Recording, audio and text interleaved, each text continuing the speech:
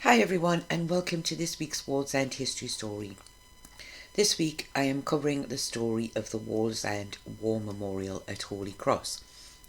This will be quite a short story as there's not a lot of history behind this, but I hope you will still find it interesting.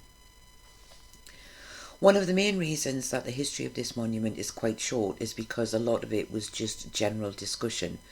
Talks would often start several years before anything happened. Things did get done, but it took some time to agree on the details and then to raise the money to do the work. And I didn't really want to include all of the brief meetings where it may have been mentioned, but little or no difference to the previous meetings. In 1920, discussions had started about the building of a war memorial for the town of Wallsend. Like everywhere around the UK, towns wanted to honour their war dead. Around the same time, Sir G.B. Hunter was planning his memorial hall. He felt that the hall could be the town's war memorial. However, a few people at the initial meeting were not in agreement. Dr. Aitchison, for one, said that although he felt that Mr. Hunter had done a lot for the town, and that no doubt his hall would be very impressive, he was not happy with this proposal and thought that an actual monument would be much better. It seems that many on the council began to feel the same way as Dr. Aitchison, and although the talks went on for a couple more years, it was eventually his plan that was adopted, but that of course the Memorial Hall would still go ahead too. Of course, there was an issue with the funding.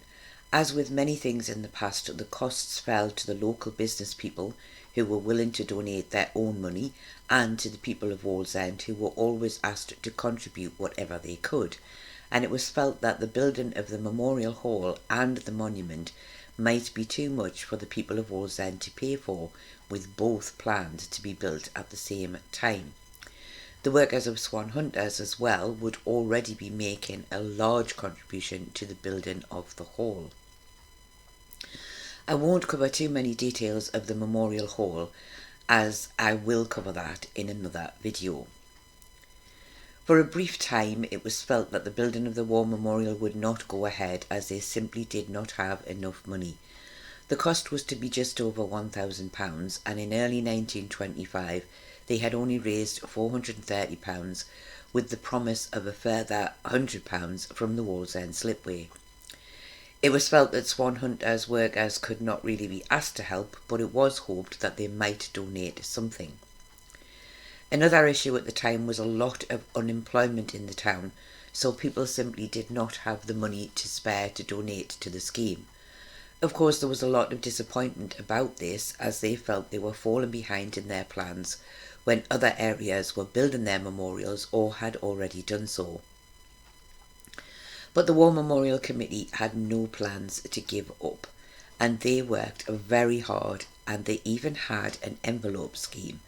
They described this as a door-to-door collection, which involved envelopes being delivered to the homes of Wallsend, and donations were then collected a few days later.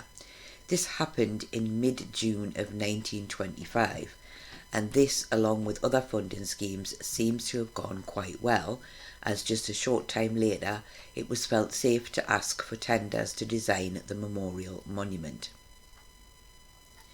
The planned site to build the monument was on Archer Street. This was described at the time as on the Burn Closes. This plot of land was agreed upon prior to the monument being designed.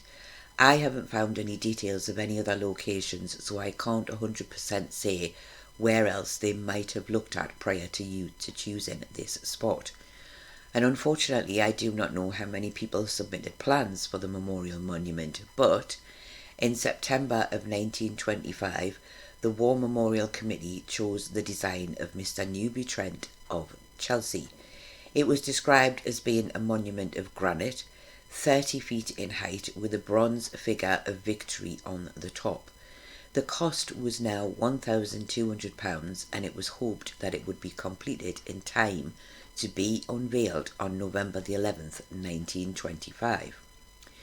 The photo that you can see on screen at the moment is of victory from the top of the monument.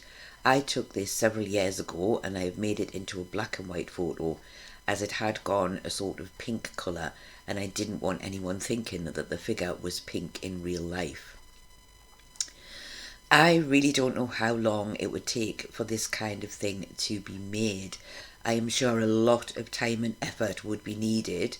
However, it was indeed ready to be unveiled for Armistice Day 1925. And on November the 11th, 1925, the Mayor of Wallsend, Alderman Watson, led a procession from the Wallsend Town Hall, which left at 10 past 10 in the morning. As this would be the first ever procession from the Town Hall to the memorial, I would have to assume that they had tested the distance to see how long it would take to get to the location on the actual day. Among those in the procession were the Northumberland Fusiliers, the Durham Light Infantry from the Newcastle Depot, the Reverend W.J. Watson, the Reverend A.T. Ogilvie and Mr. Summers Hunter CBE. Just a little extra information, Summers Hunter was born in Scotland in around 1856 and in later years came to the area to work at the North East Marine, where he became managing director in 1900. Several of his children were born in the Wallsend area and he was, for a time, a member of the Wallsend Council. I have seen a photo of him, but sadly it's not one I can share here due to copyright. And I do not think that Summers Hunter is a relation of George Burton Hunter, as Hunter was actually quite a common name and not all Hunters are related.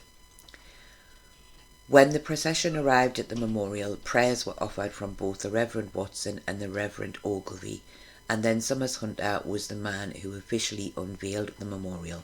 And as soon as this was done, the last post was sounded, followed by 2 minutes silence.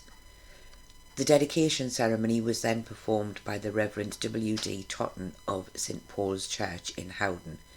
Councillor North then asked Mayor Watson to accept the memorial on behalf of the people of Wallsend, which he duly did, and the first wreath was laid by the Mayoress on behalf of the people of Wallsend.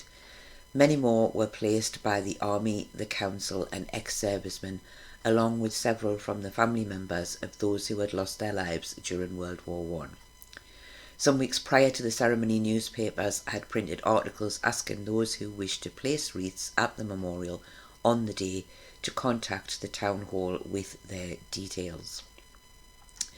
Although I have not found details of the end of the service, it is to be assumed that the procession would have reformed and marched back to the town hall. The memorial had taken some 5 years to erect, but it was now proudly in place as a respectful tribute to all those who had lost their lives during World War I, and the remembrance service is something that continues to this day and is always very well attended, and I have been to many of the services myself. When the memorial was first built, as you can see from this photo taken just a few years later, it was easily seen from the area of St. Peter's Church. The trees were not there, they came later.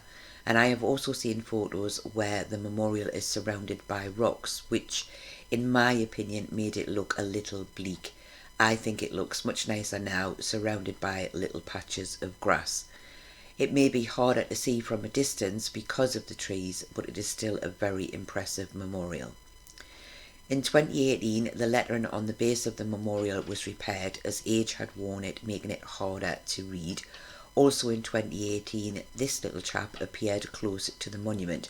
Well, to be fair, not this one, as this is the later replacement, but one very similar. This was all done as part of the preparations for the 100-year anniversary of the end of World War I. The inscription on the memorial is as follows: "At the going down of the sun and in the morning we will remember them. To the glory of God and in memory of the men of the borough of Wallsend who gave their lives in the Great War 1914 to 1918, also 1939 to 1945. The dates of World War II were of course added at a later date.